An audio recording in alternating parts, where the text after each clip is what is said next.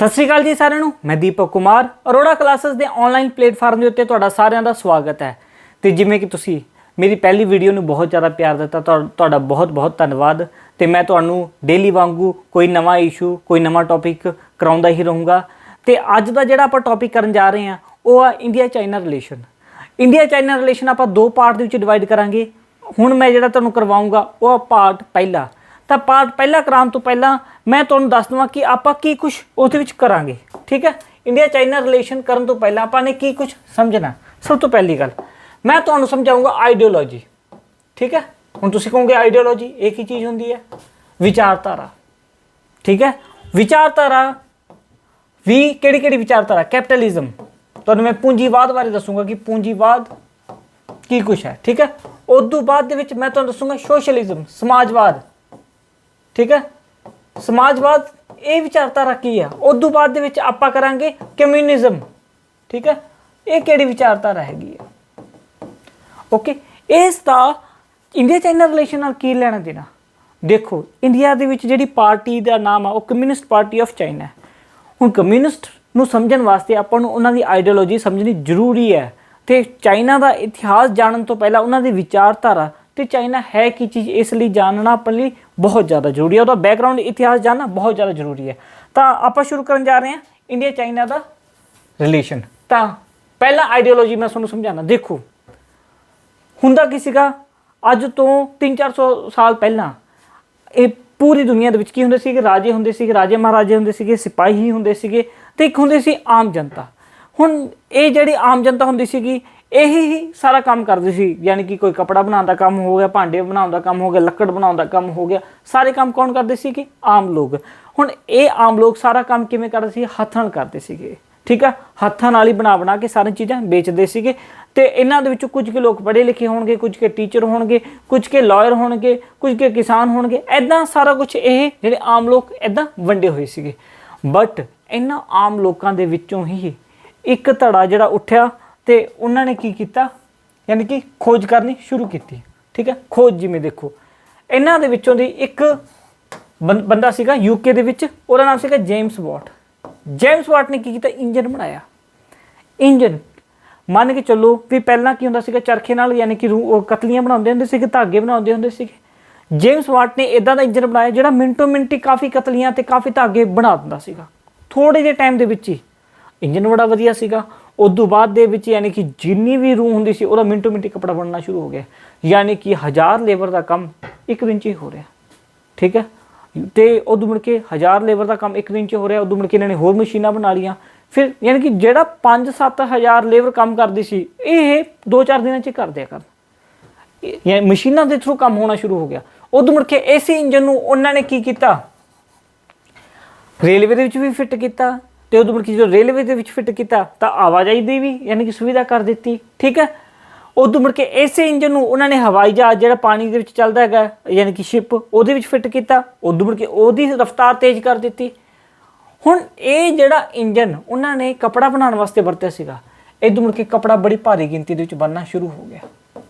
ठीक है, तो होया कि सब तो पहले इन्होंने यूके दे जिन्ने भी वो सीगे मजदूर सीगे उन्होंने फैक्ट्रियां विच काम करना शुरू कर दिता। तो उदों बाद इन्होंने फैक्ट्रियां खोलनियां शुरू कर दित्तियां।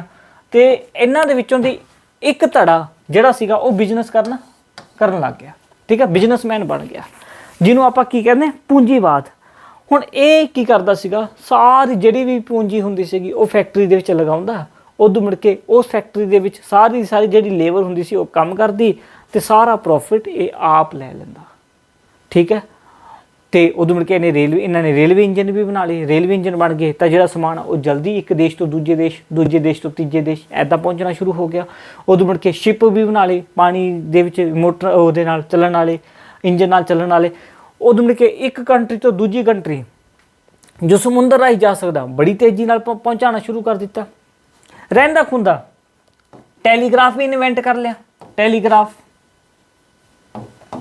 ठीक है, डेविड अल्टर ने 1835 के टैलीग्राफ नाल की होया जिहड़ा संदेश 15 दिनों से पहुँचता सीगा वो मिनटा सेकंडा यानी कि पहुँचना शुरू हो गया बड़ी जल्दी। यानी कि टैलीग्राफ नाल संदेश एक जगह तो दूजी जगह पहुँचना शुरू हो गया। ये जिहड़ा पूंजीवाद सीगा ਜਿਹੜਾ ਕੈਪੀਟਲਿਜ਼ਮ, ਜਿਹਦੇ ਕੋਲ ਪੈਸਾ ਜਮ੍ਹਾਂ ਹੋਇਆ ਸੀ, ਬਿਜ਼ਨਸ ਕਰਨ ਲੱਗ ਗਿਆ ਸੀਗਾ, ਉਹਨਾਂ ਆਮ ਨਾਗਰਿਕਾਂ ਦੇ ਵਿੱਚੋਂ ਦੀ ਹੋਰ ਵੀ ਜ਼ਿਆਦਾ ਅਮੀਰ ਹੋਣਾ ਸ਼ੁਰੂ ਹੋ ਗਿਆ। ਤੇ ਇਹ ਜਿਹੜਾ ਬਿਜ਼ਨਸ ਸੀਗਾ, ਠੀਕ ਹੈ, ਜਿਹੜੀ ਸ਼ੁਰੂਆਤ ਹੋਈ ਸੀ, ਇਸ ਨੂੰ ਸਾਰਿਆਂ ਨੂੰ ਕੀ ਕਿਹਾ ਗਿਆ? ਇੰਡਸਟਰੀਅਲ ਰਿਵੋਲੂਸ਼ਨ, ਯਾਨੀ ਕਿ ਉਦਯੋਗਿਕ ਕ੍ਰਾਂਤੀ। ਇੰਡਸਟਰੀਅਲ ਰਿਵੋਲੂਸ਼ਨ, ਉਦਯੋਗਿਕ ਕ੍ਰਾਂਤੀ ਆ ਗਈ ਪੂਰੇ ਦੇ ਪੂਰੇ ਯੂਰਪ ਕੰਟਰੀ ਦੇ ਵਿੱਚ। ਸ਼ੁਰੂਆਤ ਕਿੱਥੇ ਹੋਈ ਇਹਦੀ? ਯੂਕੇ ਦੇ ਵਿੱਚ। ਹੁਣ ਜਦੋਂ ਯੂਕੇ ਦੇ ਵਿੱਚ ਇਸ ਦੀ ਸ਼ੁਰੂਆਤ ਹੋਈ ਤਾਂ ਯੂਕੇ ਵਾਲਿਆਂ ਨੇ ਕੀ ਕੀਤਾ? ਜਿੱਥੇ ਜਿੱਥੇ ਵੀ ਉਹਨਾਂ ਦਾ ਰਾਜ ਸੀਗਾ ਉੱਥੇ ਸਾਰੇ ਕਿਤੇ ਕੱਪੜਾ ਵੇਚਣਾ ਸ਼ੁਰੂ ਕਰ ਦਿੱਤਾ। ਆਹ ਸੀਗਾ ਯੂਕੇ, ਤੇ ਇਹਨਾਂ ਨੇ ਪਹਿਲਾਂ ਇੰਡੀਆ ਨੂੰ ਨਿਸ਼ਾਨਾ ਬਣਾਇਆ। ਇੰਡੀਆ ਦੇ ਵਿੱਚ ਇਹਨਾਂ ਨੇ ਕੱਪੜਾ ਵੇਚਣਾ ਸ਼ੁਰੂ ਕਰ ਦਿੱਤਾ। ਆਸਟ੍ਰੇਲੀਆ, ਠੀਕ ਹੈ, ਉਦੋਂ ਮੁੜ ਕੇ ਆਹ ਅਫਰੀਕਨ ਕੰਟਰੀਜ਼, ਉਦੋਂ ਮੁੜ ਕੇ ਸਾਊਥ ਅਮਰੀਕਾ, ਨਾਰਥ ਅਮਰੀਕਾ, ਜਿੱਥੇ ਕਿਤੇ ਵੀ ਇਹਨਾਂ ਦਾ ਰੂਲ ਸੀਗਾ ਉੱਥੇ ਸਾਰੇ ਕਿਤੇ ਇਹਨਾਂ ਨੇ ਆਪ ਦਾ ਬਣਾਇਆ ਹੋਇਆ ਕੱਪੜਾ ਇੱਥੇ ਵੇਚਣਾ ਸ਼ੁਰੂ ਕਰ ਦਿੱਤਾ। ਕਿਉਂ? ਕਿਉਂਕਿ ਇਹਨਾਂ ਦਾ ਰੂਲ ਸੀਗਾ। ਤੇ ਹੁਣ ਆ ਜਿਹੜਾ ਪੂੰਜੀਵਾਦ ਸੀਗਾ ਇਹ ਹੋਰ ਵੀ ਅਮੀਰ ਹੋਣਾ ਸ਼ੁਰੂ ਹੋ ਗਿਆ, ਠੀਕ ਹੈ। ਤੇ ਇੰਡੀਆ ਦੇ ਵਿੱਚ ਤਾਂ ਹੜ੍ਹ ਹੀ ਆ ਗਿਆ ਸੀ ਇੱਕ ਤਰ੍ਹਾਂ ਦਾ ਵਿਦੇਸ਼ੀ ਕੱਪੜੇ ਦਾ। ਉਦੋਂ ਬਾਅਦ ਦੇ ਵਿੱਚ ਜਿੰਨੇ ਵੀ ਇੰਡੀਆ ਦੇ ਕਾਰੀਗਰ ਸੀਗੇ, ਕੱਪੜਾ ਵਗੈਰਾ ਬਣਾਉਂਦੇ ਸੀ, ਸਾਰੇ ਦੇ ਸਾਰੇ ਕੀ ਹੋ ਗਏ? ਬਰਬਾਦ ਹੋ ਗਏ ਸੀਗੇ। ਉਸ ਤੋਂ ਬਾਅਦ ਇੱਕ ਬੰਦਾ ਆਉਂਦਾ, ਠੀਕ ਹੈ।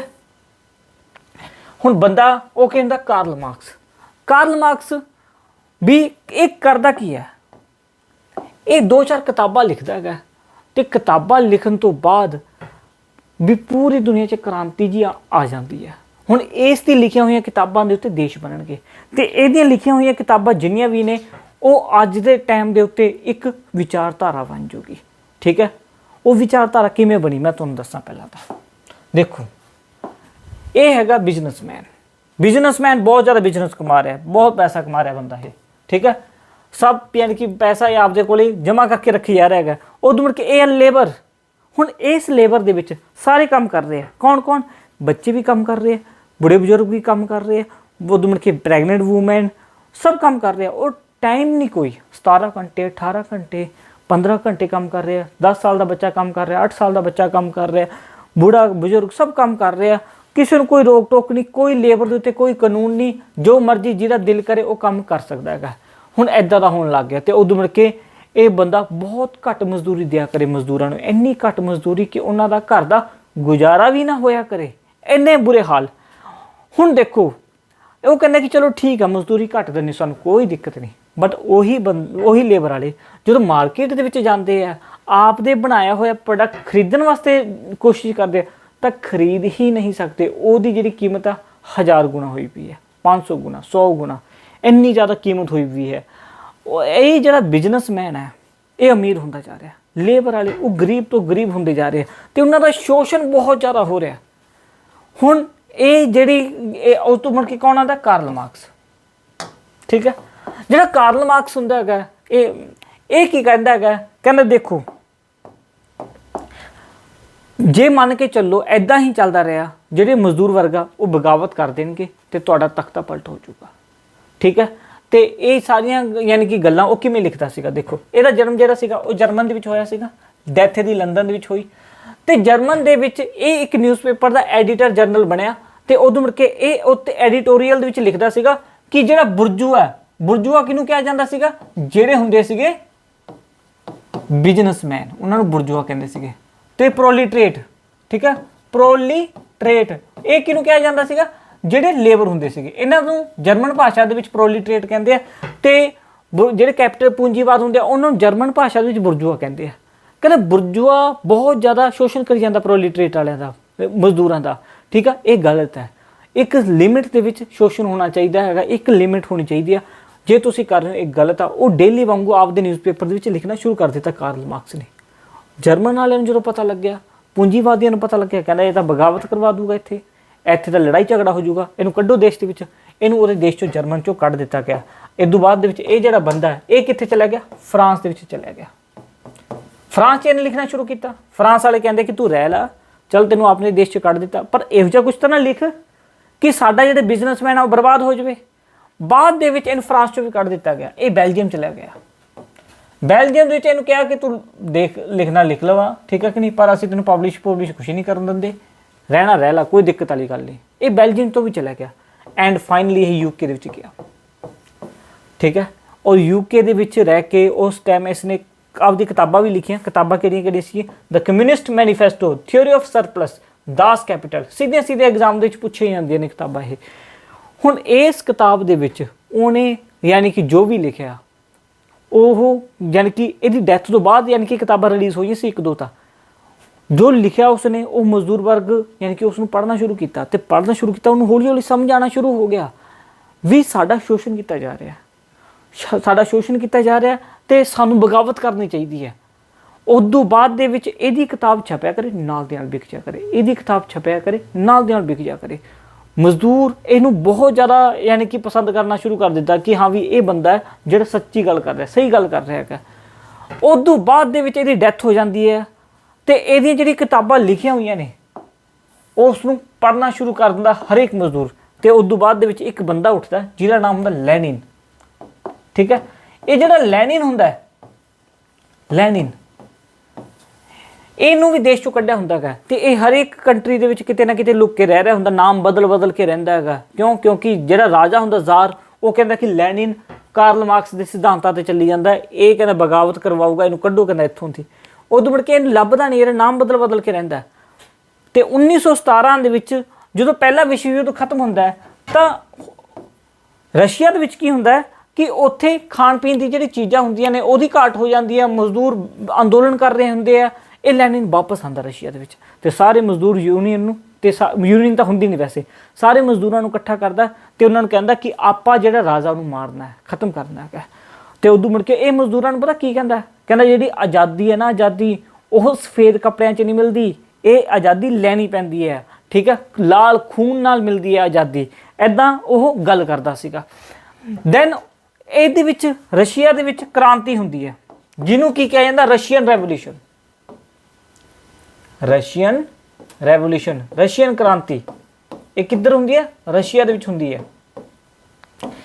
ਠੀਕ ਹੈ, ਉਹ ਰਸ਼ੀਆ ਦੀ ਜਿਹੜੀ ਕ੍ਰਾਂਤੀ ਹੁੰਦੀ ਹੈ ਉਹਦੇ ਵਿੱਚ ਜਿਹੜਾ ਰਾਜਾ ਹੁੰਦਾ ਜ਼ਾਰ ਨੂੰ ਮਾਰ ਦਿੱਤਾ ਜਾਂਦਾ ਹੈ। ਠੀਕ ਹੈ, ਉਹਦੀ ਫੈਮਿਲੀ ਨੂੰ ਸਾਰੀ ਨੂੰ ਮਾਰ ਦਿੱਤਾ ਜਾਂਦਾ, ਕੋਈ ਵੀ ਨਹੀਂ ਬਚਦਾ।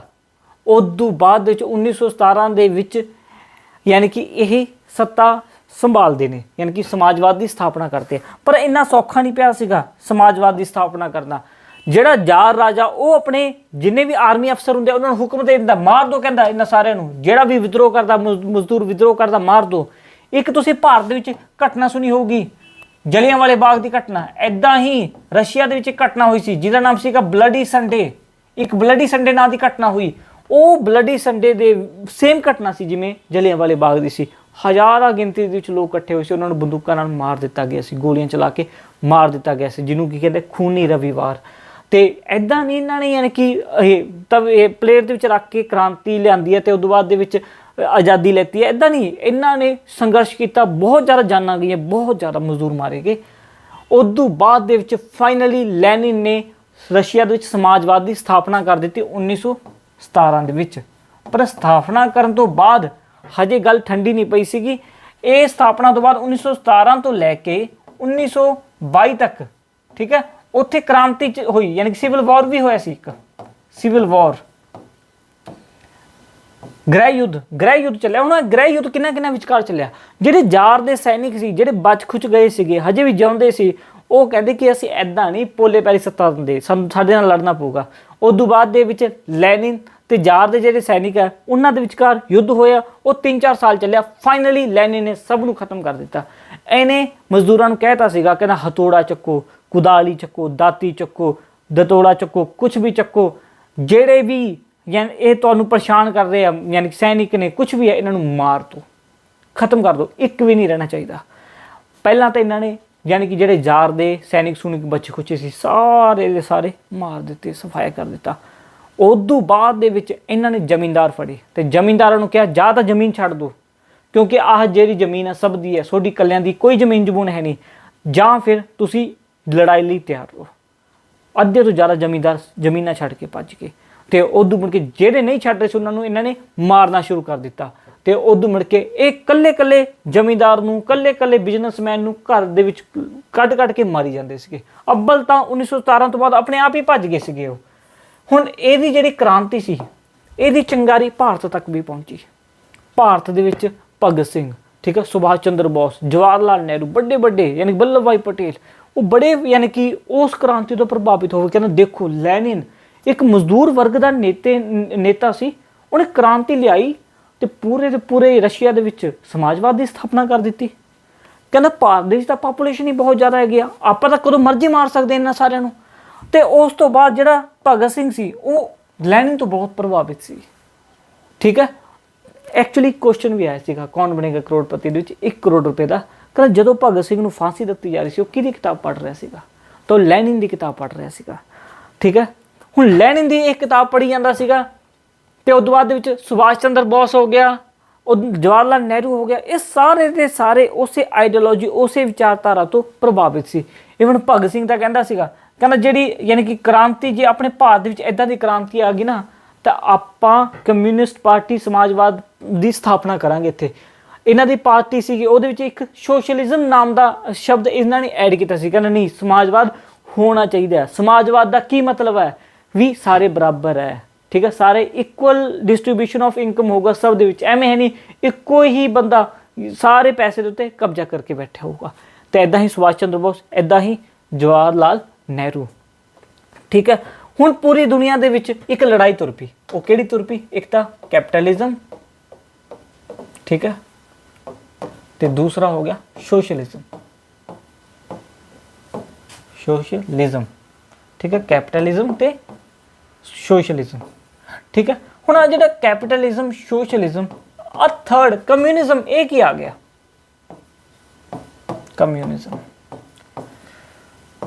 ਕਮਿਊਨਿਜ਼ਮ ਯਾਨੀ ਕਿ ਵਾਮਪੰਥੀ। ਠੀਕ ਹੈ, ਹੁਣ ਕੈਪੀਟਲਿਜ਼ਮ ਤਾਂ ਤੁਸੀਂ ਸਮਝ ਗਏ, ਇਹ ਕੌਣ ਹੈ? ਪੂੰਜੀਵਾਦ। ਠੀਕ ਹੈ, ਉਸ ਤੋਂ ਬਾਅਦ ਦੇ ਵਿੱਚ ਸੋਸ਼ਲਿਜ਼ਮ ਸਮਾਜਵਾਦ। ਦਾ ਕਮਿਊਨਿਜ਼ਮ ਕੀ ਹੈ ਜੋ ਕਿ ਚਾਈਨਾ ਦੇ ਵਿੱਚ ਇਸ ਟਾਈਮ? ਇਹ ਕੀ ਹੈ? ਦੇਖੋ ਕਮਿਊਨਿਜ਼ਮ ਹੁੰਦਾ ਹੈ ਇਹ ਸੋਸ਼ਲਿਜ਼ਮ ਵਾਂਗੂ ਹੀ ਹੈ ਮੇਨ ਗੱਲ ਤਾਂ। ਠੀਕ ਹੈ, ਫਰਕ ਕੀ ਇਹਨਾਂ ਦੋਵਾਂ ਦੇ ਵਿੱਚ? ਕਮਿਊਨਿਜ਼ਮ ਵੀ ਲੇਬਰ ਦੀ ਗੱਲ ਕਰਦਾ, ਕਿਸਾਨ ਦੀ ਗੱਲ ਕਰਦਾ।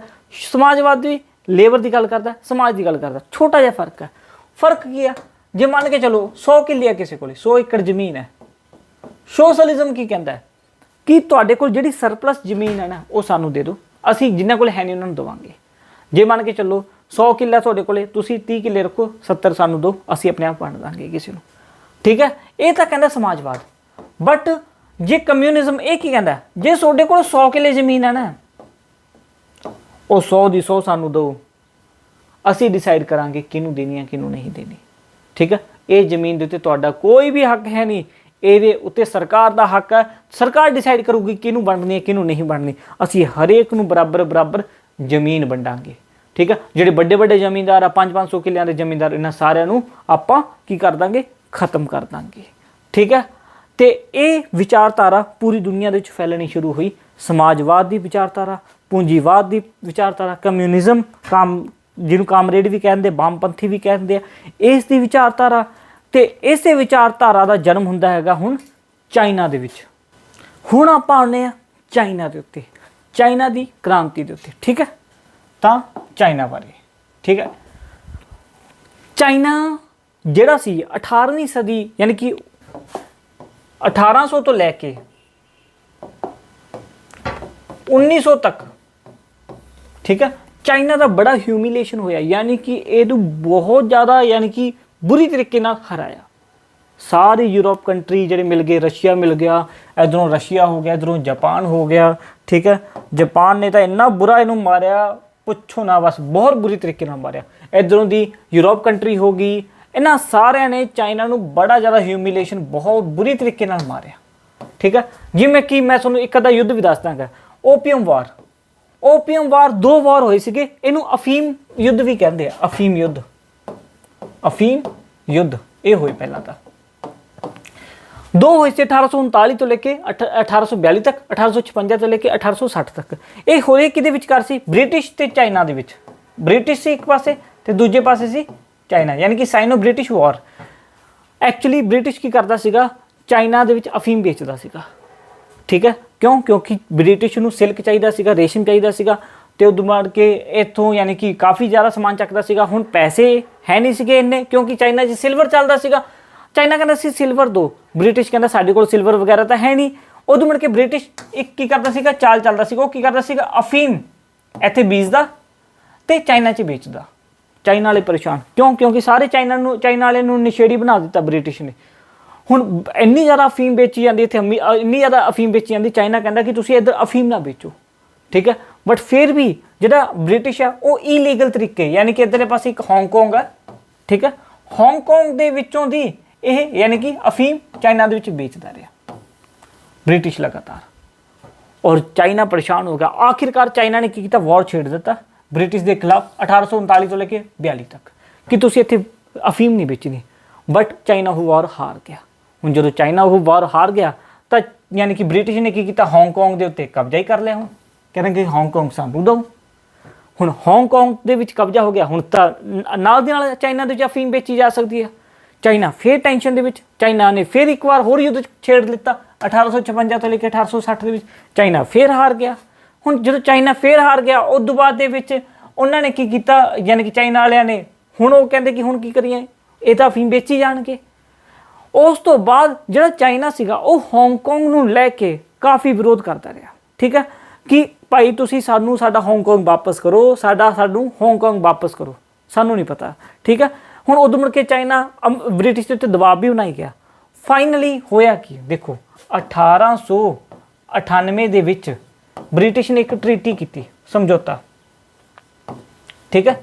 ਉਹ ਟਰੀਟੀ ਕੀ ਸੀ ਕਿ ਤੁਸੀਂ ਕੀ ਕਰੋ, ਇਹ ਜਿਹੜਾ ਹਾਂਗਕਾਂਗ ਹੈ, ਹਾਂਗਕਾਂਗ ਸਾਨੂੰ ਲੀਜ਼ ਦੇ ਉੱਤੇ ਦੇ ਦਿਓ, ਉਧਾਰ ਦੇ ਉੱਤੇ ਦੇ ਦਿਓ 99 ਸਾਲਾਂ ਵਾਸਤੇ, ਠੀਕ ਹੈ, ਜਾਂ ਫਿਰ 100 ਸਾਲ ਲਗਾ ਲਓ, 100 ਸਾਲਾਂ ਵਾਸਤੇ ਕਹਿੰਦਾ ਤੁਸੀਂ ਸਾਨੂੰ ਇਹ ਉਧਾਰ ਦੇ ਉੱਤੇ ਦੇ ਦਿਓ, ਲੀਜ਼ ਦੇ ਉੱਤੇ ਪੈਸੇ ਲਓ, ਚੱਕੋ।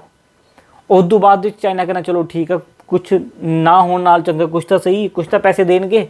ਫਾਈਨਲੀ ਚਾਈਨਾ ਨੇ ਕੀ ਕੀਤਾ, ਜਿਹੜਾ ਹਾਂਗਕਾਂਗ ਆ ਉਹ ਉਹਨਾਂ ਨੂੰ ਲੀਜ਼ ਦੇ ਉੱਤੇ ਦਿੱਤਾ, ਉਧਾਰ ਦੇ ਉੱਤੇ, ਠੀਕ ਹੈ, 100 ਸਾਲਾਂ ਵਾਸਤੇ। ਬਟ ਜਿਹੜਾ ਚਾਈਨਾ ਉਹ ਯੁੱਧ ਹਾਰ ਹੀ ਗਿਆ। ਇਹੋ ਜਿਹੀ ਗੱਲ ਨਹੀਂ ਕਿ ਨਹੀਂ ਹਾਰਿਆ ਹੋਊਗਾ। ਸਾਈਨੋ ਫ੍ਰੈਂਚ ਵਾਰ, ਇਹ ਵੀ ਫਰਾਂਸ ਵਾਲਿਆਂ ਤੋਂ ਵੀ ਹਾਰਿਆ, ਠੀਕ ਹੈ, ਚਾਈਨਾ। ਉਸ ਤੋਂ ਬਾਅਦ ਦੇ ਵਿੱਚ ਜੈਪਨੀਜ਼ ਵਾਰ, ਜੈਪਨੀਜ਼ ਨੇ ਤਾਂ ਇਹਨੂੰ ਇੰਨੀ ਬੁਰੀ ਤਰੀਕੇ ਨਾਲ ਮਾਰਿਆ, ਇੰਨੀ ਬੁਰੀ ਤਰੀਕੇ ਨਾਲ ਮਾਰਿਆ, ਪੁੱਛੋ ਨਾ। ਜੈਪਨੀਜ਼ ਦੇ ਵਿੱਚ ਮੈਂ ਤੁਹਾਨੂੰ ਦੱਸਾਂ, ਜੈਪਨੀਜ਼ ਦੇ ਵਿੱਚ ਇੱਕ ਨਾ ਮੇਜੀ ਕਿੰਗ ਜਿਹੜਾ ਹੈਗਾ ਉਹ ਆਉਂਦਾ ਸੱਤਾ ਦੇ ਵਿੱਚ, ਬੜਾ ਪਾਵਰਫੁਲ ਤਰੀਕੇ ਨਾਲ, ਤੇ ਮਾਡਰਨ ਜਿਹੜਾ ਹੈਗਾ ਹਥਿਆਰ ਰੱਖਦਾ, ਟੈਕਨੋਲੋਜੀ ਦੇ ਉੱਤੇ ਕੰਮ ਕਰਦਾ, ਹਰੇਕ ਚੀਜ਼ ਨੂੰ ਵਧੀਆ ਉਹ ਬਣਾ ਕੇ ਰੱਖਦਾ ਹੈ ਜਾਪਾਨ। ਤੇ ਚਾਈਨਾ ਹਜੇ ਵੀ ਤੀਰ ਕਮਾਨ ਦੇ ਉੱਤੇ ਟਿਕਿਆ ਸੀਗਾ। ਜਾਪਾਨੀ ਕੀ ਕਰਦੇ, ਇੱਥੇ ਹਮਲਾ ਕਰਦੇ ਆ, ਠੀਕ ਹੈ ਕਿ ਨਹੀਂ, ਕੋਰੀਆ ਦੇ ਉੱਤੇ ਕਬਜ਼ਾ, ਨਾਲ ਦੀਆਂ ਸਾਊਥ ਕੋਰੀਆ, ਨਾਰਥ ਕੋਰੀਆ ਦੇ ਉੱਤੇ ਕਬਜ਼ਾ, ਉਦੋਂ ਮੁੜ ਕੇ ਤਾਈਵਾਨ ਦੇ ਉੱਤੇ ਵੀ ਕਬਜ਼ਾ। ਚਲੋ ਜੀ, ਜਾਪਾਨੀ ਖੁਸ਼, ਕਹਿੰਦੇ ਚਲੋ ਠੀਕ ਹੈ, ਵਾਰ ਖਤਮ, ਸਾਡਾ ਹੁਣ ਕਬਜ਼ਾ ਹੋ ਗਿਆ। ਚਾਈਨਾ ਫਿਰ ਚੁੱਪ, ਕਿਉਂ? ਕਿਉਂਕਿ ਜਾਪਾਨ ਨੇ ਬਹੁਤ ਬੁਰੀ ਤਰੀਕੇ ਨਾਲ ਧੋਇਆ ਚਾਈਨਾ ਨੂੰ। ਚਾਈਨਾ ਵਾਲੇ ਤੀਰ ਕਮਾਨ ਨਾਲ ਕਿੱਥੋਂ ਤੱਕ ਲੜਦੇ, ਜਾਪਾਨ ਨਾਲ ਮਾਡਰਨ ਹਥਿਆਰ ਰੱਖੀ ਬੈਠੇ, ਬੰਦੂਕਾਂ। ਚਾਈਨਾ ਵਾਲਿਆਂ ਨੂੰ ਬਹੁਤ ਬੁਰੀ ਤਰੀਕੇ ਨਾਲ ਧੋਇਆ। ਨਾ ਚਾਈਨਾ ਨੇ ਨੇਵੀ ਦੇ ਉੱਤੇ ਕੋਈ ਕੰਮ ਕੀਤਾ, ਠੀਕ ਹੈ। ਤਾਂ ਚਾਈਨਾ ਇਸ ਦੇ ਵਿੱਚ ਵੀ ਹਾਰ ਗਿਆ। ਹੁਣ ਚਾਈਨਾ ਦੇ ਵਿੱਚ ਬੁਰਾ ਹਾਲ, ਠੀਕ ਹੈ। ਤੇ ਚਾਈਨਾ ਦੇ ਵਿੱਚ ਜਿਹੜਾ ਰੂਲ ਸੀਗਾ ਉਹ ਸੀਗਾ ਕਿੰਗ ਡਾਇਨੈਸਟੀ ਦਾ, ਠੀਕ ਹੈ। ਚਾਈਨਾ ਦੇ ਵਿੱਚ ਰੂਲ ਸੀਗਾ ਕਿੰਗ ਡਾਇਨੈਸਟੀ ਦਾ, ਔਰ ਕਿੰਗ ਡਾਇਨੈਸਟੀ ਜਿਹੜੀ ਸੀਗੀ ਉਹ ਬਹੁਤ ਕਮਜ਼ੋਰ ਹੋ ਗਈ, ਕੋਈ ਜ਼ਿਆਦਾ ਬਹੁਤੀ ਪਾਵਰਫੁਲ ਨਹੀਂ ਰਹੀ। ਤਾਂ ਜਿਹੜੇ ਲੋਕ ਸੀਗੇ, ਠੀਕ ਹੈ, ਕਿੰਗ ਡਾਇਨੈਸਟੀ ਦੇ ਵਿੱਚ, ਉਹ ਵਿਰੋਧ ਕਰਨਾ ਸ਼ੁਰੂ ਕਰ ਦਿੱਤਾ ਕਿ ਹਾਂ ਵੀ ਇਹ ਜਿਹੜੀ ਰਾਜਾ ਹੈ ਨਾ, ਰਾਜਾ ਇਹਨੂੰ ਹਟਾਓ, ਕਹਿੰਦਾ ਇੱਥੋਂ, ਇਹ ਸਾਡੇ ਕੰਮ ਦਾ ਹੀ ਹੈ ਨਹੀਂਗਾ। ਜਦੋਂ ਰਾਜੇ ਨੂੰ ਹਟਾਉਣ ਦੀ ਗੱਲ ਚੱਲੀ ਗਈ ਤਾਂ ਰਾਜਾ ਕੀ ਕਰਿਆ ਕਰੇ, ਉਹਨਾਂ ਨੂੰ ਯਾਨੀ ਕਿ ਮਰਵਾ ਦਿਆ ਕਰੇ, ਕਿੰਗ ਡਾਇਨੈਸਟੀ ਵਾਲਾ ਉਹਨਾਂ ਨੂੰ ਖਤਮ ਕਰਵਾ ਦਿਆ ਕਰੇ। ਬਹੁਤ ਜ਼ਿਆਦਾ ਯਾਨੀ ਕਿ ਰਾਜਾ ਜ਼ੁਲਮ ਢਾਉਂਦਾ ਹੁੰਦਾ ਸੀਗਾ। ਫਾਈਨਲੀ 1911 ਦੇ ਵਿੱਚ ਉੱਥੇ ਇੱਕ ਕ੍ਰਾਂਤੀ ਹੁੰਦੀ ਹੈ ਜਿਹਨੂੰ ਕਹਿੰਦੇ ਜ਼ਨਾਈ ਰੈਵੋਲੂਸ਼ਨ, ਇੱਕ ਕ੍ਰਾਂਤੀ ਜ਼ਨਾਈ ਰੈਵੋਲੂਸ਼ਨ। ਇਹ ਰੈਵੋਲੂਸ਼ਨ ਕੀ ਕਰਦੀ ਹੈ, ਉਹ ਜਿਹੜੀ ਸੱਤਾ ਹੁੰਦੀ ਹੈ, ਡਾਇਨੈਸਟਿਕ ਰੂਲ ਹੁੰਦਾ, ਰਾਜੇ ਦਾ ਰੂਲ ਹੁੰਦਾ, ਕਿੰਗ ਡਾਇਨੈਸਟੀ ਦਾ, ਉਸ ਨੂੰ ਉਖਾੜ ਸੁੱਟਦੀ ਹੈ, ਠੀਕ ਹੈ, ਉਹਨੂੰ ਉਸ ਚੱਕ ਕੇ ਪਰਾਂ ਮਾਰਦੀ ਹੈ। ਉਸ ਤੋਂ ਬਾਅਦ ਦੇ ਵਿੱਚ ਉਹ ਕੰਪਲੀਟਲੀ 1911 ਦੇ ਵਿੱਚ ਉਹਨੂੰ ਹਟਾ ਦਿੰਦੀ ਹੈ। ਇਹਨਾਂ ਨੂੰ ਕੀ ਕਿਹਾ ਜਾਂਦਾ, ਐਂਟੀ ਮੋਨਾਰਕਿਸਟ ਜਾਂ ਫਿਰ ਰਿਫਾਰਮਿਸਟ, ਸੁਧਾਰਵਾਦੀ, ਜਿਹੜੇ ਚਾਈਨਾ ਦੇ ਵਿੱਚ ਰਾਜਾ ਸਿਸਟਮ ਨੂੰ ਖਤਮ ਕਰ ਦਿੰਦੇ ਆ। ਤਾਂ ਉਹ ਇੱਕ ਸਥਾਪਨਾ ਕਰਦੇ ਰਿਪਬਲਿਕ ਆਫ ਚਾਈਨਾ ਦੀ 1912 ਦੇ ਵਿੱਚ। ਉਦੋਂ ਮੁੜ ਕੇ ਇੱਕ 6 ਸਾਲਾਂ ਦਾ ਜਵਾਕ ਰਾਜਾ ਹੁੰਦਾ ਹੈਗਾ, ਠੀਕ ਹੈ, ਪੂਈ, ਉਸ ਨੂੰ ਹਟਾ ਦਿੱਤਾ ਜਾਂਦਾ। ਉਹਨੂੰ ਕਹਿੰਦਾ ਕਿ ਤੁਸੀਂ ਜਾਓ ਬੱਚੇ ਘਰੇ, ਤੁਹਾਡਾ ਹੁਣ ਕੰਮ ਖਤਮ, ਠੀਕ ਹੈ, ਹੁਣ ਸੱਤਾ ਅਸੀਂ ਸੰਭਾਲਾਂਗੇ। 1912 ਦੇ ਵਿੱਚ ਇਲੈਕਸ਼ਨ ਹੁੰਦੇ ਹੈਗੇ ਆ, ਤੇ ਇਹਨਾਂ ਇਲੈਕਸ਼ਨ ਦੇ ਵਿੱਚ ਡਾਕਟਰ ਯਨ ਸਤ ਸੇਨ ਇਹ ਕਾਫੀ ਜ਼ਿਆਦਾ ਭਾਰੀ ਮਾਤਰਾ ਦੇ ਵਿੱਚ ਜਿੱਤਦੇ ਆ, ਡਾਕਟਰ ਯਨ ਸਤ ਸੇਨ। ਹੁਣ ਡਾਕਟਰ ਯਨ ਸਤ ਸੇਨ ਕੌਣ ਸੀਗਾ? ਇਹ ਬਹੁਤ ਪੜ੍ਹਿਆ ਲਿਖਿਆ ਸੀ, ਯੂਰਪ ਤੋਂ ਬਹੁਤ ਪੜ੍ਹਿਆ ਲਿਖਿਆ ਬੰਦਾ ਸੀਗਾ, ਤੇ ਇਹਦਾ ਇੱਕ ਯਾਨੀ ਕਿ ਸੁਪਨਾ ਸੀਗਾ ਕਿ ਆਪਣੇ ਚਾਈਨਾ ਦੇ ਵਿੱਚ ਡੈਮੋਕ੍ਰੇਸੀ ਹੋਵੇ, ਲੋਕਤੰਤਰ ਹੋਵੇ ਤੇ ਯਾਨੀ ਕਿ ਸੋਸ਼ਲਿਜ਼ਮ ਹੋਵੇ, ਸਮਾਜਵਾਦ ਹੋਵੇ, ਯੂਰਪ ਤੋਂ ਇਹ ਪੜ੍ਹਿਆ ਲਿਖਿਆ ਸੀਗਾ ਤੇ ਐਦਾਂ ਇਹ ਯਾਨੀ ਕਿ ਚਾਈਨਾ ਦੇ ਵਿੱਚ ਲਾਗੂ ਕਰਨਾ ਚਾਹੁੰਦਾ ਸੀਗਾ। ਹੁਣ ਇਹਦਾ ਜਿਹੜਾ ਰੂਲ ਇਸਟੈਬਲਿਸ਼ ਹੋਇਆ ਚਾਈਨਾ ਦੇ ਵਿੱਚ, ਉਹ ਕਿੱਥੇ ਹੋਇਆ? ਸਾਊਥ ਚਾਈਨਾ ਦੇ ਵਿੱਚ, ਇੱਧਰਲੇ ਪਾਸੇ। ਠੀਕ ਹੈ, ਇੱਧਰਲੇ ਪਾਸੇ ਇਹਦਾ ਰੂਲ ਇਸਟੈਬਲਿਸ਼ ਹੋ ਗਿਆ ਸਾਊਥ ਚਾਈਨਾ ਦੇ ਵਿੱਚ। ਨਾਰਥ ਵਾਲੇ ਪਾਸੇ ਜਿਹੜਾ ਸੀਗਾ ਚਾਈਨਾ ਦੇ ਵਿੱਚ ਰੂਲ, ਉਹ ਕਿਹਦਾ ਹੋ ਗਿਆ? ਉਹ ਹੋ ਗਿਆ ਜਨਰਲ ਯੂਆਨ ਸ਼ਿਖਾਈ ਦਾ। ਇਹ ਜਨਰਲ ਸੀਗਾ, ਆਰਮੀ ਦੇ ਵਿੱਚ ਸੀਗਾ ਇਹ ਬੰਦਾ, ਉਹ ਪੜ੍ਹਿਆ ਲਿਖਿਆ ਸੀਗਾ, ਇਹ ਆਰਮੀ ਦੇ ਵਿੱਚ ਸੀਗਾ। ਉਸ ਤੋਂ ਬਾਅਦ ਜਿਹੜਾ ਜਨਰਲ ਯੂਆਨ ਸ਼ਿਖਾਈ ਸੀਗਾ, ਉਹ ਕੀ ਕਹਿੰਦਾ ਕਿ ਆਪਾਂ ਇੱਕ ਚਾਈਨਾ ਬਣਾਉਣਾ ਹੈ, ਯਾਨੀ ਕਿ ਵਨ ਚਾਈਨਾ ਪੋਲਿਸੀ ਦੇ ਉੱਤੇ ਕੰਮ ਕਰਨਾ ਹੈਗਾ। ਠੀਕ ਹੈ, ਤੇ ਜੇ ਤੁਸੀਂ ਪ੍ਰੈਜ਼ੀਡੈਂਟ ਰਹੇ ਫਿਰ ਆਪਣਾ ਇਹ ਕੰਮ ਨਹੀਂ ਹੋ ਸਕਦਾ। ਡਾਕਟਰ ਯਾਨ ਸਤ ਸੇਨ ਕਹਿੰਦੇ ਕੋਈ ਗੱਲ ਨਹੀਂ, ਬੰਦਾ ਠੀਕ ਕਹਿੰਦਾ ਹੈਗਾ ਯਾਰ, ਯੂਆਨ ਸ਼ਿਖਾਈ ਇਹ ਕਿਹੜਾ ਕੋਈ ਮਾੜੀ ਗੱਲ ਕਹੂਗਾ, ਚਾਈਨਾ ਨੂੰ ਇੱਕ ਕਰਨ ਦੀ ਗੱਲ ਕਰਦਾ ਹੈਗਾ, ਵਨ ਚਾਈਨਾ ਪੋਲਿਸੀ ਦੇ ਉੱਤੇ ਕੰਮ ਕਰ ਰਿਹਾ। ਉਹ ਕਹਿੰਦਾ ਕੋਈ ਗੱਲ ਨਹੀਂ, ਤੁਸੀਂ ਕਹਿੰਦਾ ਕਰੋ ਕੰਮ। ਇਹ ਰੈਜ਼ਿਗਨੇਸ਼ਨ ਪਾ ਦਿੰਦਾ ਤੇ ਉਸ ਤੋਂ ਬਾਅਦ ਦੇ ਵਿੱਚ ਜਿਹੜਾ ਯੂਆਨ ਸ਼ਿਖਾਈ ਹੁੰਦਾ ਉਹ ਪ੍ਰੈਜ਼ੀਡੈਂਟ ਬਣ ਜਾਂਦਾ ਤੇ ਇਹ ਜਨਰਲ ਵੀ ਹੁੰਦਾ ਹੈਗਾ ਯੂਆਨ ਸ਼ਿਖਾਈ। ਠੀਕ ਹੈ, ਤੇ ਉਸ ਤੋਂ ਬਾਅਦ ਕੀ ਹੁੰਦਾ ਹੈਗਾ, ਜਿਹੜਾ ਯੂਆਨ ਸ਼ਿਖਾਈ ਹੁੰਦਾ ਹੈ, ਯੂਆਨ ਸ਼ਿਖਾਈ ਇਹ ਵੀ ਆਟੋਕ੍ਰੈਟਿਕ ਲੀਡਰ ਬਣ ਜਾਂਦਾ, ਇਹ ਆਪਣੇ ਆਪ ਨੂੰ ਰਾਜਾ ਘੋਸ਼ਿਤ ਕਰ ਦਿੰਦਾ। ਡਾਕਟਰ ਯਾਨ ਸਤ ਸੇਨ ਕਹਿੰਦਾ ਕਮਾਲ ਦੀ ਗੱਲ ਹੈ ਯਾਰ, ਹੁਣ ਤਾਂ ਰਾਜਾ ਸਿਸਟਮ ਖਤਮ ਕੀਤਾ 1912 ਦੇ ਵਿੱਚ, ਤੂੰ ਫੇਰ ਰਾਜਾ ਬਣੀ ਜਾਂਦਾ ਹੈਗਾ, ਇਹੋ ਜਿਹਾ ਕੀ ਸਿਸਟਮ ਆ ਗਿਆ। ਯੂਆਨ ਸ਼ਿਖਾਈ ਕਹਿੰਦਾ ਕਿ ਮੈਂ ਰਾਜਾ ਹੈਗਾ, ਠੀਕ ਹੈ ਕਿ ਨਹੀਂ, ਤੇ ਮੇਰੇ ਰਾਸਤੇ ਦੇ ਵਿੱਚ ਕੋਈ ਵੀ ਨਹੀਂ ਆਊਗਾ। ਉਸ ਤੋਂ ਬਾਅਦ ਦੇ ਵਿੱਚ ਜਿਹੜਾ ਡਾਕਟਰ ਯਾਨ ਸਤ ਸੇਨ ਸੀਗਾ, ਇਹਨੂੰ ਇਹ ਭਜਾ ਦਿੰਦਾ ਹੈਗਾ। ਇਹ ਵਿਚਾਰਾ ਭੱਜ ਕੇ ਜਾਂਦਾ ਹੈਗਾ, ਪਤਾ ਨਹੀਂ ਕਿੱਧਰਲੇ ਪਾਸੇ ਜਾ ਕੇ ਸ਼ਰਨ ਲੈਂਦਾ ਹੈਗਾ, ਮਸਾਂ ਆਪਦੀ ਜਾਨ ਬਚਾਉਂਦਾ ਹੈ ਡਾਕਟਰ ਯਾਨ ਸਤ ਸੇਨ। ਉਹ ਕਹਿੰਦਾ ਇਹ ਤਾਂ ਮਾਰ ਦੂਗਾ, ਤਾਂ ਪਾਗਲ ਹੋ ਗਿਆ ਹੈਗਾ ਯੂਆਨ ਸ਼ਿਖਾਈ ਤਾਂ। ਬਟ ਉਹ ਜਿਹੜਾ ਯੂਆਨ ਸ਼ਿਖਾਈ ਹੁੰਦਾ 1915 ਦੇ ਵਿੱਚ, 1916 ਦੇ ਵਿੱਚ ਜਾ ਕੇ ਮਰ ਜਾਂਦਾ ਹੈ। ਠੀਕ ਹੈ, ਹੁਣ ਜਦੋਂ ਯੂਆਨ ਸ਼ਿਖਾਈ 1916 ਦੇ ਵਿੱਚ ਮਰ ਜਾਂਦਾ ਹੈਗਾ ਤਾਂ ਡਾਕਟਰ ਯਾਨ ਸਤ ਸੇਨ ਉਹ 1917 ਦੇ ਵਿੱਚ ਵਾਪਸ ਆਉਂਦਾ ਹੈ। ਉਹ ਕਹਿੰਦਾ ਚਲੋ ਸ਼ੁਕਰ ਹੈ ਕਿ ਉਹ ਮਰ ਗਿਆ, ਹੁਣ ਆਪਾਂ ਵਾਪਸ ਆ ਜਾਂਦੇ ਹਾਂ। ਬਟ ਪ੍ਰੋਬਲਮ ਕੀ ਆਈ, 1917 ਦੇ ਵਿੱਚ ਸਿਸਟਮ ਹੀ ਚੇਂਜ ਹੋ ਗਿਆ, ਵਰਲਡ ਲੋਡ ਈਰਾ ਚੱਲ ਪਿਆ ਚਾਈਨਾ ਦੇ ਵਿੱਚ। ਹੁਣ ਵਰਲਡ ਲੋਡ ਈਰਾ ਕੀ ਹੈ? ਦੇਖੋ, ਵਰਲਡ ਲੋਡ ਈਰਾ ਦੇ ਵਿੱਚ ਐਂ ਹੋ ਗਿਆ, ਪੂਰਾ ਚਾਈਨਾ ਵੰਡਿਆ ਗਿਆ ਇੱਕ ਛੋਟੇ ਛੋਟੇ ਗਰੁੱਪਾਂ ਦੇ ਵਿੱਚ, ਇਹ ਗਰੁੱਪ, ਇਹ ਗਰੁੱਪ, ਇਹ ਗਰੁੱਪ, ਇਹ ਗਰੁੱਪ, ਇਹ ਗਰੁੱਪ, ਇਹ ਗਰੁੱਪ, ਇਹ ਗਰੁੱਪ, ਸਾਰਾ ਚਾਈਨਾ ਛੋਟੇ ਛੋਟੇ ਹਿੱਸਿਆਂ ਦੇ ਵਿੱਚ ਵੰਡਿਆ ਗਿਆ। ਉਹ ਕਹਿੰਦਾ ਕਮਾਲ ਦੀ ਗੱਲ ਹੈਗੀ ਆ, ਇੱਥੇ ਤਾਂ ਪਤਾ ਹੀ ਨਹੀਂ ਕਿੰਨੇ ਛੋਟੇ ਛੋਟੇ ਹਿੱਸੇ ਹੋ ਗਏ, ਸਾਰੇ ਦੇ ਸਾਰੇ ਛੋਟੇ ਛੋਟੇ ਹਿੱਸਿਆਂ ਦੇ ਵਿੱਚ ਪੂਰਾ ਦਾ ਪੂਰਾ ਚਾਈਨਾ ਵੰਡਿਆ ਗਿਆ। ਡਾਕਟਰ ਯਾਨ ਸਤ ਸੇਨ ਫਿਰ ਪਰੇਸ਼ਾਨ ਹੋ ਗਿਆ, ਕਹਿੰਦਾ ਯਾਰ ਠੀਕ ਹੈ, ਇੱਕ ਪ੍ਰੋਬਲਮ ਦੇ ਵਿੱਚ ਨਿਕਲੇ, ਯੂਆਨ ਸ਼ਿਖਾਈ ਨੂੰ ਮਸਾ ਚੁੱਪ ਕਰਾਇਆ, ਇਹ ਨਵੀਂ ਪ੍ਰੋਬਲਮ ਸ਼ੁਰੂ ਹੋ ਗਈ। ਠੀਕ ਹੈ, ਉਸ ਤੋਂ ਬਾਅਦ ਦੇ ਵਿੱਚ ਇਹ ਵਰਲਡ ਲੋਡ ਈਰਾ ਨੂੰ ਠੀਕ ਕਰੂਗਾ। ਡਾਕਟਰ ਯਾਨ ਸਤ ਸੇਨ ਜਿਹੜਾ ਵਰਲਡ ਲੋਡ ਈਰਾ ਹੁੰਦਾ ਹੈਗਾ, ਇਹਦੇ ਉੱਤੇ ਐਕਸਪੀਡੀਸ਼ਨ ਯਾਨੀ ਕਿ ਇਹਦੇ ਉੱਤੇ ਛੋਟੇ ਛੋਟੇ ਹਮਲੇ ਕਰਨੇ ਸ਼ੁਰੂ ਕਰਵਾ ਦਿੰਦਾ ਹੈਗਾ। ਸਭ ਤੋਂ ਪਹਿਲਾਂ ਤਾਂ ਉਹ ਕੀ ਕਰਦਾ, ਇੱਕ ਪਾਰਟੀ ਬਣਾਉਂਦਾ KMT। ਠੀਕ ਹੈ ਕਿ ਨਹੀਂ, KMT ਦੀ ਫੁੱਲ ਫਾਰਮ ਦੇ ਕਿਓਮਿਨਟੈਂਗ ਪਾਰਟੀ। ਠੀਕ ਹੈ, ਇਹ ਪਾਰਟੀ ਬਣਾਉਂਦਾ ਹੈਗਾ ਤੇ ਇਸ ਪਾਰਟੀ ਦਾ ਮਕਸਦ ਕੀ ਹੁੰਦਾ, ਰਾਸ਼ਟਰਵਾਦ ਹੋਊਗਾ, ਲੋਕਤੰਤਰ ਹੋਊਗਾ। ਉਸ ਤੋਂ ਬਾਅਦ ਜਦੋਂ 1917 ਵਿੱਚ ਵਾਪਸ ਆਉਂਦਾ ਹੈ ਤੇ 1922 ਤੱਕ ਇਹ ਸਾਰਾ ਸਿਸਟਮ ਠੀਕ ਕਰਨ ਦੀ ਕੋਸ਼ਿਸ਼ ਕਰਦਾ ਹੈਗਾ। ਠੀਕ ਹੈ, ਜਿਹੜਾ ਵਰਲਡ ਲੋਡ ਈਰਾ ਬਣਾ ਰੱਖਿਆ ਸੀਗਾ ਉਸ ਨੂੰ ਠੀਕ ਕਰਨ ਦੀ ਕੋਸ਼ਿਸ਼ ਕਰਦਾ। ਬਟ ਹੁੰਦਾ ਕੀ ਹੈ, ਉਹ ਡਾਕਟਰ ਯਾਨ ਸਤ ਸੇਨ ਦੀ ਡੈਥ ਹੋ ਜਾਂਦੀ 1925 ਦੇ ਵਿੱਚ। ਠੀਕ ਹੈ, ਡਾਕਟਰ ਯਾਨ ਸਤ ਸੇਨ ਜਿਹੜਾ ਸੀ ਉਹ ਮਰ ਗਿਆ ਵਿਚਾਰਾ 1925 ਦੇ ਵਿੱਚ। ਠੀਕ ਹੈ, ਯਾਨ ਸਤ ਸੇਨ, ਠੀਕ, ਇਹਦੀ ਡੈਥ ਹੋ ਜਾਂਦੀ ਹੈ। ਐਂਡ ਉਸ ਤੋਂ ਬਾਅਦ ਜਿਹੜੀ KMT ਹੁੰਦੀ ਹੈ, KMT ਦੇ ਜਿਹੜਾ ਹੈੱਡ ਬਣ ਜਾਂਦਾ ਚਿਆਂਗ ਕਾਈ ਸ਼ੇਕ। ਡਾਕਟਰ ਯਾਨ ਸਤ ਸੇਨ ਦੀ ਡੈਥ ਹੋ ਚੁੱਕੀ ਹੈ, ਹੁਣ ਜਨਰਲ ਬਣ ਗਿਆ ਹੈਗਾ ਚਿਆਂਗ ਕਾਈ ਸ਼ੇਕ। ਹੁਣ ਇਹ ਆਰਮੀ ਦਾ ਹੈੱਡ ਹੁੰਦਾ ਹੈਗਾ। ਠੀਕ ਹੈ, ਤੇ ਇਹ ਆਰਮੀ ਦਾ ਹੈੱਡ ਹੁੰਦਾ ਹੈਗਾ ਤੇ ਇਹਦੇ ਕੋਲ ਆਰਮੀ ਕਾਫੀ ਹੁੰਦੀ ਹੈ। ਜਨਰਲ ਚਿਆਂਗ ਕਾਈ ਸ਼ੇਕ ਇਹ ਸਾਰੇ ਜਿਹੜੇ ਛੋਟੇ ਛੋਟੇ ਗਰੁੱਪ ਬਣ ਜਾਂਦੇ ਨੇ ਇੱਧਰ ਉੱਧਰ ਸਭ ਨੂੰ ਖਤਮ ਕਰ ਦਿੰਦਾ, ਇੱਕ ਨੂੰ ਵੀ ਨਹੀਂ ਰਹਿਣ ਦਿੰਦਾ। ਤੇ ਇਹ ਕੀ ਕਰਦਾ, ਨਾਰਥ ਨੂੰ ਪੂਰੀ ਦੀ ਪੂਰੀ ਤਰ੍ਹਾਂ ਯਾਨੀ ਕਿ ਇਕੱਠਾ ਕਰਨ ਦੀ ਕੋਸ਼ਿਸ਼ ਕਰਦਾ ਹੈਗਾ ਕਿ ਹਾਂ ਵੀ ਆਪਾਂ ਸਾਰੇ ਉੱਤੇ ਕਬਜ਼ਾ ਕਰ ਲਈਏ। ਉਸ ਤੋਂ ਬਾਅਦ ਇੱਥੇ ਹੀ ਚਾਈਨਾ ਦੇ ਵਿੱਚ ਇੱਕ ਹੋਰ ਬੰਦਾ ਸੀਗਾ ਜਿਹਦਾ ਨਾਮ ਸੀਗਾ ਮਾਓ। ਠੀਕ ਹੈ, ਇਹਦਾ ਨਾਮ ਹੈ ਮਾਓ ਜ਼ੇਡੋਂਗ। ਇਹ ਜਿਹੜਾ ਮਾਓ ਹੁੰਦਾ ਹੈ ਇਹ ਇੱਕ ਵਿਚਾਰਧਾਰਾ ਨਾਲ ਪ੍ਰੇਰਿਤ ਹੁੰਦਾ ਹੈਗਾ, ਉਹਦਾ ਨਾਮ ਕੀ ਹੁੰਦਾ, ਕਮਿਊਨਿਸਟ। ਹੁਣ ਕਮਿਊਨਿਸਟ ਵਿਚਾਰਧਾਰਾ ਤੇ ਇੱਕ ਕਿਹੜੀ ਆ ਗਈ, KMT ਦੀ ਨੈਸ਼ਨਲਿਸਟ ਪਾਰਟੀ। ਇੱਕ ਰੈੱਡ ਆਰਮੀ ਕਮਿਊਨਿਸਟ ਪਾਰਟੀ, ਇੱਕ ਨੈਸ਼ਨਲਿਸਟ ਪਾਰਟੀ। ਨੈਸ਼ਨਲਿਸਟ ਪਾਰਟੀ ਜਿਹੜਾ ਹੈਗਾ ਉਹਦਾ ਕੋਣ ਹੈ, ਜਨਰਲ। ਠੀਕ ਹੈ, ਉਹਦਾ ਕਿਹੜਾ ਹੈਗਾ, ਜਨਰਲ ਚਿਆਂਗ ਕਾਈ ਸ਼ੇਕ ਇਸ ਦਾ ਹੈੱਡ ਹੈਗਾ। ਉਦੋਂ ਬਾਅਦ ਦੇ ਵਿੱਚ ਇਹ ਕੀ ਕਹਿੰਦਾ ਹੈਗਾ, ਕਹਿੰਦਾ ਕਿ ਜਿਹੜੇ ਕਮਿਊਨਿਸਟ ਹੈ ਨਾ, ਵਾਮਪੰਥੀ ਹੈ, ਇਹ ਤਾਂ ਕਹਿੰਦਾ ਬਿਮਾਰੀ ਹੈ। ਇਹ ਇਹੋ ਜਿਹੀ ਬਿਮਾਰੀ ਹੈ ਜੇ ਚਾਈਨਾ ਦੇ ਵਿੱਚ ਰਹੀ ਤਾਂ ਚਾਈਨਾ ਨੂੰ ਬਰਬਾਦ ਕਰ ਦੋਗੀ, ਇਸ ਕਰਕੇ ਇਸ ਨੂੰ ਇੱਥੋਂ ਦੀ ਕੱਢੋ। ਠੀਕ ਹੈ, ਇਹਨਾਂ ਨੂੰ ਇੱਥੋਂ ਸਾਰਿਆਂ ਨੂੰ ਖਤਮ ਕਰ ਦਿਓ। ਕੋਈ ਵੀ ਕਮਿਊਨਿਸਟ ਯਾਨੀ ਕਿ ਚਾਈਨਾ ਦੇ ਵਿੱਚ ਰਹਿਣਾ ਨਹੀਂ ਚਾਹੀਦਾ। ਨਾਰਥ ਨੂੰ ਜਿੱਤਣ ਤੋਂ ਬਾਅਦ ਜਨਰਲ ਚਿਆਂਗ ਕਾਈ ਸ਼ੇਕ ਨੇ, ਠੀਕ ਆ, ਕਮਿਊਨਿਸਟ ਉੱਤੇ ਇਹੋ ਜਿਹਾ ਹਮਲਾ ਬੋਲਿਆ, ਬੜੀ ਬੁਰੀ ਤਰੀਕੇ ਨਾਲ ਕਮਿਊਨਿਸਟ ਨੂੰ ਮਾਰ ਦਿੱਤਾ ਗਿਆ। ਘੇਰ ਘੇਰ ਕੇ ਮਾਰਿਆ ਗਿਆ। ਜਿੱਥੇ ਜਿੱਥੇ ਵੀ ਕਮਿਊਨਿਸਟ ਮਿਲਦੇ ਉਹਨਾਂ ਨੂੰ ਮਾਰ ਦਿੰਦੇ, ਜਿੱਥੇ ਜਿੱਥੇ ਵੀ ਕਮਿਊਨਿਸਟ ਮਿਲਦੇ ਉਹਨਾਂ ਨੂੰ ਮਾਰ ਦਿੰਦੇ। ਮਾਓ ਦੇ ਜਿੰਨੇ ਵੀ ਬੰਦੇ ਸੀਗੇ ਉਹ ਸਾਰੇ ਉਹਨਾਂ ਨੇ ਖਤਮ ਕਰਨੇ ਸ਼ੁਰੂ ਕਰ ਦਿੱਤੇ। ਇਹ ਜਿਹੜੇ ਕਮਿਊਨਿਸਟ ਸੀਗੇ ਇਹ ਪਿੰਡਾਂ 'ਚ ਜਾ ਕੇ ਰਹਿਣਾ ਸ਼ੁਰੂ ਕਰ ਦਿੱਤਾ ਇਹਨਾਂ ਨੇ।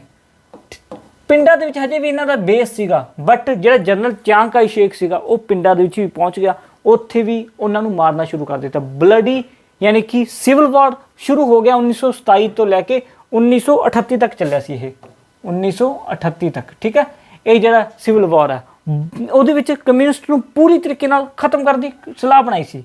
ਬਟ ਇਸੇ ਦੇ ਵਿੱਚ ਹੀ ਆਹ ਦੇਖੋ ਜਾਪਾਨ, ਠੀਕ ਹੈ, ਜਾਪਾਨ ਦੇ ਵਿੱਚ ਮੇਜੀ ਰਿਜ਼ਰਵੇਸ਼ਨ ਆਇਆ। ਜਾਪਾਨ ਨੇ 1894 ਦੇ ਵਿੱਚ ਜਦੋਂ ਚਾਈਨਾ ਤੇ ਹਮਲਾ ਕੀਤਾ ਸੀਗਾ ਤਾਂ north Korea, south Korea, China Taiwan ਖੋਲਿਆ।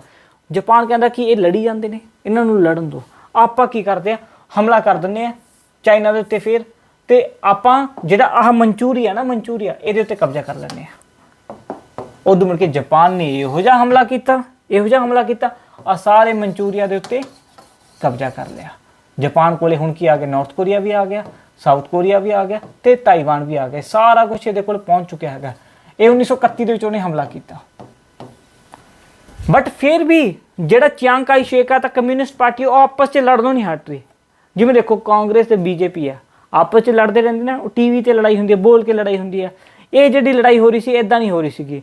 ਇਹ ਕਹਿੰਦੇ ਸੀ ਕਿ ਖਤਮ ਹੀ ਕਰ ਦਿਓ, ਮਾਰ ਹੀ ਦਿਓ, ਜਿਹਦੇ ਵਿੱਚ ਯਾਨੀ ਕਿ ਜਿੰਨੇ ਵੀ ਕਮਿਊਨਿਸਟ ਆਪਾਂ ਉਹਨਾਂ ਨੂੰ ਮਾਰ ਦਾਂਗੇ ਤੇ ਨੈਸ਼ਨਲਿਸਟ ਯਾਨੀ ਕਿ ਜੇ ਕਮਿਊਨਿਸਟ ਕਹਿੰਦੇ ਸੀ ਆਪਾਂ ਨੈਸ਼ਨਲਿਸਟ ਨੂੰ ਮਾਰ ਦਾਂਗੇ। ਤੇ ਉਸ ਤੋਂ ਬਾਅਦ ਬਹੁਤ ਬੁਰੀ ਤਰੀਕੇ ਨਾਲ ਇਹਨਾਂ ਨੂੰ ਮਾਰਨਾ ਸ਼ੁਰੂ ਕਰ ਦਿੱਤਾ। ਬਟ ਹਜੇ ਵੀ ਸਿਵਲ ਵਾਰ ਖਤਮ ਨਹੀਂ ਹੋ ਰਿਹਾ ਸੀਗਾ। ਫਾਈਨਲੀ 1937 ਦੇ ਵਿੱਚ ਜਾ ਕੇ ਜਾਪਾਨ ਨੇ ਫਿਰ ਹਮਲਾ ਕੀਤਾ ਚਾਈਨਾ ਦੇ ਉੱਤੇ। ਪਹਿਲਾਂ ਤਾਂ ਮਨਚੂਰੀਆ ਇਕੱਲਾ ਕਬਜ਼ੇ ਦੇ ਵਿੱਚ ਹੀ ਕੀਤਾ ਸੀਗਾ, ਹੁਣ ਉਹਨਾਂ ਨੇ ਹਮਲਾ ਕਰ ਦਿੱਤਾ।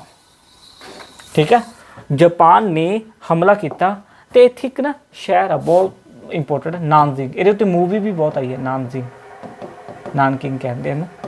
ਠੀਕ ਹੈ, ਇਹਨੇ ਨਾਨਕਿੰਗ ਦੇ ਉੱਤੇ ਇੱਧਰਲੇ ਪਾਸੇ ਹਮਲਾ ਕੀਤਾ। ਨਾਨਜਿੰਗ ਵਾਲੇ ਕਹਿੰਦੇ ਦੇਖੋ ਜਾਪਾਨ ਸਾਡੀ ਕੁਛ ਨਾ ਕੋਈ ਹੈਲਪ ਕਰੂਗਾ, ਚਲੋ ਵਧੀਆ ਨਾ ਸਵਾਗਤ ਕੀਤਾ। ਬਟ ਜਾਪਾਨ ਨੇ ਯਾਨੀ ਕਿ ਨਾਨਜਿੰਗ ਜਿੰਨੇ ਵੀ ਸੀ ਉਹ ਇੰਨੀ ਬੁਰੀ ਤਰੀਕੇ ਨਾਲ ਮਾਰੇ, 3-4 ਲੱਖ ਜਿਹੜੇ ਹੈਗੇ ਆ ਉਹਨਾਂ ਨੂੰ ਜਿਉਂਦਾ ਕੱਢ ਦਿੱਤਾ। ਸਭ ਤੋਂ ਜ਼ਿਆਦਾ ਇੱਥੇ ਰੇਪ ਹੋਏ ਤੇ ਉਦੋਂ ਬਾਅਦ ਵਿੱਚ ਇੰਨੀ ਬੁਰੀ ਤਰੀਕੇ ਨਾਲ ਨਾਨਜਿੰਗ ਲੋਕਾਂ ਨੂੰ ਮਾਰਿਆ, ਇਨਸਾਨੀਅਤ ਸ਼ਰਮਸ਼ਾਰ ਹੋ ਗਈ। ਯਾਨੀ ਕਿ ਜਦੋਂ ਦੂਜਾ ਵਿਸ਼ਵ ਯੁੱਧ ਸ਼ੁਰੂ ਹੋਇਆ ਸੀਗਾ, ਏਸ਼ੀਆ ਦੇ ਵਿੱਚ ਜਿਹੜਾ ਵਿਸ਼ਵ ਯੁੱਧ ਹੈ ਜਾਪਾਨ ਵਾਲਿਆਂ ਨੇ ਚਾਈਨਾ ਤੇ ਹਮਲਾ ਕਰਕੇ ਹੀ ਸ਼ੁਰੂ ਕੀਤਾ ਸੀਗਾ। ਉਦੋਂ ਬਾਅਦ ਦੇ ਵਿੱਚ ਯਾਨੀ ਕਿ ਜਿਹੜੇ ਕਮਿਊਨਿਸਟ ਪਾਰਟੀ ਆਫ ਚਾਈਨਾ ਸੀ ਤੇ ਉਦੋਂ ਮੁੜ ਕੇ ਜਿਹੜੇ ਚਿਆਂਗ ਕਾਈ ਸ਼ੇਕ ਸੀਗੇ, ਇਹਨਾਂ ਨੇ ਸਮਝੌਤਾ ਕੀਤਾ, ਕਹਿੰਦੇ ਆਪਾਂ ਨਹੀਂ ਲੜਦੇ। ਠੀਕ ਹੈ, ਆਪਾਂ ਕੀ ਕਰਦੇ, ਪਹਿਲਾਂ ਜਾਪਾਨ ਦੇ ਖਿਲਾਫ ਲੜਦੇ ਆ, ਬਾਅਦ ਦੇ ਵਿੱਚ ਆਪਾਂ ਦੇਖਦੇ ਹਾਂ। ਉਸ ਤੋਂ ਬਾਅਦ ਇਹ ਜਿਹੜੇ ਚਿਆਂਗ ਕਾਈ ਸ਼ੇਕ ਸੀਗਾ ਇਹਨੇ ਜਾਪਾਨ ਵਾਲੇ ਨੂੰ ਤਾਂ ਮਾਰਿਆ ਹੀ ਮਾਰਿਆ ਸੀਗਾ। ਠੀਕ ਹੈ, ਚਿਆਂਗ ਕਾਈ ਸ਼ੇਕ ਨੇ ਇਹਨਾਂ ਨਾਲ ਤਾਂ ਲੜਦਾ ਹੀ ਲੜਦਾ ਸੀਗਾ। ਇਹ ਕਮਿਊਨਿਸਟ ਨਾਲ ਵੀ ਲੜ ਹੀ ਰਿਹਾ ਸੀਗਾ। ਫਿਰ ਵੀ ਵਿੱਚ ਦੇ ਵਿੱਚ ਲੜਾਈ ਹੁੰਦੀ ਜਾ ਰਹੀ ਸੀ ਥੋੜੀ ਬਹੁਤ। ਠੀਕ ਹੈ, ਹੁਣ ਕੀ ਹੁੰਦਾ ਹੈਗਾ, 1937 ਤੋਂ ਲੈ ਕੇ 1945 ਤੱਕ ਜਦੋਂ ਸੈਕੰਡ ਵਰਲਡ ਵਾਰ ਚੱਲਦਾ ਹੈ, ਇਹ ਸੈਕੰਡ ਵਰਲਡ ਵਾਰ ਦੇ ਵਿੱਚ ਨਹੀਂ ਲੜਦੇ ਆਪਸ ਵਿੱਚ, ਥੋੜ੍ਹਾ ਬਹੁਤ ਲੜਦੇ, ਬਾਲਾ ਨਹੀਂ ਲੜਦੇ। ਤੇ ਉਸ ਤੋਂ ਬਾਅਦ ਅਮਰੀਕਾ ਕੀ ਕਰਦਾ, ਜਾਪਾਨ ਦੇ ਉੱਤੇ ਨਾਗਾਸਾਕੀ ਦੇ ਉੱਤੇ, ਹਿਰੋਸ਼ੀਮਾ ਦੇ ਉੱਤੇ ਐਟੋਮਿਕ ਬੰਬ ਸੁੱਟਦਾ। ਫਿਰ ਕਿਤੇ ਜਾ ਕੇ ਜਿਹੜਾ ਜਾਪਾਨ ਆ ਉਹ ਰੁਕਦਾ ਹੈਗਾ, ਉਹ ਸ਼ਾਂਤ ਹੁੰਦਾ ਹੈਗਾ। ਅਦਰਵਾਈਜ਼ ਤਾਂ ਜਾਪਾਨ ਹੀ ਨਹੀਂ ਰੁਕਣ 'ਚ ਆ ਰਿਹਾ ਸੀਗਾ, ਇੰਨਾ ਜ਼ਿਆਦਾ ਪਾਵਰਫੁਲ। ਠੀਕ ਹੈ, ਹੁਣ 1945 ਦੇ ਵਿੱਚ ਜਾਪਾਨ ਸ਼ਾਂਤ ਹੋ ਚੁੱਕਿਆ। ਠੀਕ ਹੈ, ਜਾਪਾਨ ਸ਼ਾਂਤ ਹੋ ਚੁੱਕਿਆ ਹੈਗਾ। ਜਿਹੜੇ ਚਾਈਨਾ ਵਾਲੇ ਹੈਗੇ ਆ, ਇਹਨਾਂ ਨੇ ਆ ਜਿਹੜਾ ਮਨਚੂਰੀਆ ਸੀਗਾ, ਮਨਚੂਰੀਆ ਨੂੰ ਵਾਪਸ ਆਪਦੇ ਕਬਜ਼ੇ ਦੇ ਵਿੱਚ ਕਰ ਲਿਆ। ਨਾਰਥ ਕੋਰੀਆ ਤੇ ਸਾਊਥ ਕੋਰੀਆ ਤੋਂ ਵੀ ਪਿਆ ਹੈਗਾ। ਹੁਣ ਇੱਥੇ ਦੋ ਧੜੇ ਬਣੇ ਹੋਏ ਸੀਗੇ। ਕਿਹੜੇ ਬਣੇ ਹੋਏ ਸੀ? ਤਾਂ ਇੱਕ ਤਾਂ ਸੀਗਾ ਮਾਓ ਵਾਲੀ ਪਾਰਟੀ, ਜਿਹੜੀ ਕਿਹੜੀ ਸੀ, ਕਮਿਊਨਿਸਟ ਪਾਰਟੀ। ਠੀਕ ਹੈ, ਤੇ ਇੱਕ ਜਿਹੜੀ ਪਾਰਟੀ ਸੀਗੀ ਉਹ ਦੂਸਰੀ ਪਾਰਟੀ ਦਾ ਨਾਮ ਕੀ ਸੀਗਾ, KMT ਪਾਰਟੀ। ਦੋਵੇਂ KMT ਵਾਲੇ ਸੀ ਵੈਸੇ ਤਾਂ। ਉਹਦਾ ਨਾਮ ਸੀ ਚਿਆਂਗ ਕਾਈ ਸ਼ੇਕ, ਚਿਆਂਗ ਕਾਈ ਸ਼ੇਕ, ਇੱਕ ਇਹਨਾਂ ਦੇ ਨਾਮ ਹੀ ਬੜੇ ਔਖੇ ਪਤੰਦਰਾਂ ਦੇ, ਠੀਕ ਹੈ। ਇਹਨਾਂ ਕਮਿਊਨਿਸਟ ਪਾਰਟੀਆਂ ਨੇ ਕੀ ਕੀਤਾ ਸੀਗਾ, ਜਦੋਂ 1937 ਤੋਂ ਲੈ ਕੇ 45 ਤੱਕ ਜਾਪਾਨ ਹਮਲਾ ਕਰ ਰਿਹਾ ਸੀ ਨਾ, ਤਾਂ ਜਾਪਾਨੀਆਂ ਤੇ ਇਹਨਾਂ ਨੇ ਜਿੱਤ ਹਾਸਲ ਕੀਤੀ ਸੀਗੀ। ਕਾਫੀ ਜਗ੍ਹਾ ਦੇ ਉੱਤੇ ਇਹਨਾਂ ਨੇ ਜਾਪਾਨੀਆਂ ਨੂੰ ਹਰਾਇਆ ਸੀਗਾ, ਤੇ ਆ ਚਾਂਗ ਕਾਈ ਸ਼ੇਕ ਵਾਲੇ ਇਹ ਹਾਰੇ ਸੀਗੇ ਕਾਫੀ ਜਗ੍ਹਾ ਤੋਂ ਜਾਪਾਨੀਆਂ ਤੋਂ। ਤੇ ਕਿਤੇ ਨਾ ਕਿਤੇ ਇਹ ਲੋਕਾਂ ਦੇ ਹੀਰੋ ਬਣ ਕੇ ਸਾਹਮਣੇ ਆਏ, ਮਾਓ ਵਾਲੀ ਪਾਰਟੀ ਹੀਰੋ ਬਣ ਕੇ ਸਾਹਮਣੇ ਆਈ।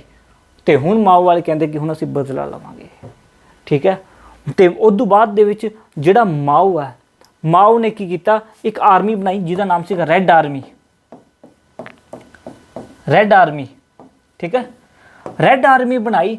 ਉਸ ਤੋਂ ਬਾਅਦ ਦੇ ਵਿੱਚ ਆਹ ਜਿਹੜੇ ਚਾਂਗ ਕਾਈ ਸ਼ੇਕ ਵਾਲੇ ਸੀਗੇ ਇਹਨਾਂ ਨੂੰ ਮਾਰਨਾ ਸ਼ੁਰੂ ਕੀਤਾ, ਇੱਥੋਂ ਲੱਗੇ ਮਾਰਨਾ, ਠੀਕ ਹੈ। ਇੱਧਰੋਂ ਮਾਰਦੇ ਗਏ, ਇੱਧਰੋਂ ਮਾਰਦੇ ਗਏ, ਇੱਧਰੋਂ ਮਾਰਦੇ ਗਏ, ਇੱਧਰੋਂ ਮਾਰਦੇ ਗਏ, ਇੱਧਰੋਂ ਮਾਰਦੇ ਗਏ, ਇੰਨੀ ਬੁਰੀ ਤਰੀਕੇ ਨਾਲ ਮਾਰਿਆ ਵੀ ਇਹ ਸਾਰੇ ਦੇ ਸਾਰੇ ਜਿਹੜੇ ਪਾਰਟੀ ਵਾਲੇ ਸੀਗੇ ਨਾ, ਜਿਹੜੇ ਨੈਸ਼ਨਲਿਸਟ ਪਾਰਟੀ ਸੀ, ਉਹਨਾਂ ਨੂੰ ਤਾਈਵਾਨ ਦੇ ਵਿੱਚ ਲਿਜਾ ਕੇ ਇਕੱਠਾ ਕਰਤਾ, ਸਾਰੇ ਚਾਈਨਾ ਦੇ ਵਿੱਚੋਂ ਕੱਢ ਦਿੱਤਾ ਤੇ ਉਸ ਨੂੰ ਤਾਈਵਾਨ ਦੇ ਵਿੱਚ ਲਿਜਾ ਕੇ ਮਾਰਿਆ। ਹੁਣ ਸਾਰੀ ਜਿਹੜੀ ਪਾਰਟੀ ਵਾਲੇ ਸੀ ਉਹ ਇੱਥੇ ਇਕੱਠੇ ਹੋ ਗਏ ਛੋਟੇ ਜਿਹੇ ਟਾਪੂ ਦੇ ਉੱਤੇ। ਹੁਣ ਆ ਤਾਈਵਾਨ ਵਾਲੇ ਹੈਗੇ ਆ ਇਹ, ਤੇ ਆਹ ਚਾਈਨਾ, ਦੋ ਚਾਈਨਾ ਬਣ ਗਏ, ਠੀਕ ਹੈ। ਹੁਣ ਪੂਰੀ ਦੁਨੀਆ ਦੇ ਵਿੱਚ ਦੋ ਚਾਈਨਾ ਬਣ ਗਏ। ਤੇ ਉਸ ਤੋਂ ਬਾਅਦ ਦੇ ਵਿੱਚ ਜਿਹੜਾ ਆਹ ਚਾਈਨਾ ਸੀਗਾ ਇਹ ਕਿਹਦਾ ਬਣ ਗਿਆ, ਮਾਓ ਦਾ, ਮਾਓ ਦਾ। ਆਰਮੀ ਕਿਹੜੀ ਅੱਗੇ, ਰੈੱਡ ਆਰਮੀ, ਇੱਥੇ ਰੈੱਡ ਆਰਮੀ, ਉਹੀ ਮਾਓ, ਠੀਕ ਹੈ, ਜਿਹਨੂੰ ਮਾਰ ਕੇ ਭਜਾਇਆ ਗਿਆ ਸੀਗਾ। ਈਵਨ ਰਸ਼ੀਆ ਦੇ 10,000 ਕਿਲੋਮੀਟਰ ਦੂਰ ਇਹ ਚਲਾ ਗਿਆ ਸੀਗਾ ਮਾਓ ਆਪਣੀ ਜਾਨ ਬਚਾਉਣ ਵਾਸਤੇ। ਬਟ ਇਸ ਮਾਓ ਨੇ ਇੱਥੇ ਪੂਰੇ ਯਾਨੀ ਕਿ ਚਾਈਨਾ ਦੇ ਉੱਤੇ ਕਬਜ਼ਾ ਕਰ ਲਿਆ, ਠੀਕ ਹੈ। ਤੇ ਇੱਥੇ ਰੈੱਡ ਆਰਮੀ ਦੀ ਸਥਾਪਨਾ ਕਰ ਦਿੱਤੀ ਤੇ ਪਾਰਟੀ ਦਾ ਨਾਮ ਕੀ ਬਣ ਗਿਆ, ਕਮਿਊਨਿਸਟ ਵਾਮਪੰਥੀ, ਕਮਿਊਨਿਸਟ ਪਾਰਟੀ, ਵਾਮਪੰਥੀ ਪਾਰਟੀ ਇੱਥੇ ਬਣ ਗਈ। ਤੇ ਇਹਨਾਂ ਨੇ 1949 ਦੇ ਵਿੱਚ ਜਾ ਕੇ ਰਿਪਬਲਿਕ ਆਫ ਚਾਈਨਾ ਬਣਾ ਦਿੱਤਾ, ਠੀਕ ਹੈ। ਹੁਣ ਇੱਕ ਇਹ ਚਾਈਨਾ ਬਣ ਗਿਆ, ਇੱਕ ਆਹ ਚਾਈਨਾ ਬਣ ਗਿਆ, ਦੋ ਚਾਈਨਾ ਬਣ ਗਏ। ਇੱਕ ਤਾਈਵਾਨ, ਉਹ ਕਹਿੰਦਾ ਅਸੀਂ ਚਾਈਨਾ, ਇਹ ਕਹਿੰਦਾ ਅਸੀਂ ਚਾਈਨਾ, ਠੀਕ ਹੈ। ਹੁਣ ਇਹਨਾਂ ਦੋਵਾਂ ਦੇ ਵਿੱਚ ਅਸਲੀ ਚਾਈਨਾ ਕੌਣ ਹੋਊਗਾ, ਠੀਕ ਹੈ, ਕੌਣ ਅੱਗੇ ਜਾ ਕੇ ਜ਼ਿਆਦਾ ਪਾਵਰਫੁਲ ਹੋਊਗਾ, ਇਹ ਤਾਈਵਾਨ ਕੀ ਆ, ਹਾਂਗਕਾਂਗ ਦੀ ਕਹਾਣੀ ਕੀ ਹੈ, ਐਂਡ ਆਫਟਰ 1949 ਭਾਰਤ ਤੇ ਚਾਈਨਾ ਦਾ ਕੀ ਰਿਲੇਸ਼ਨ ਰਿਹਾ, ਇਹ ਆਪਾਂ ਸੈਕਿੰਡ ਪਾਰਟ ਦੇ ਵਿੱਚ ਦੇਖਾਂਗੇ। ਅੱਜ ਦੇ ਲਈ ਬਸ ਇੰਨਾ ਹੀ। Thank you very much.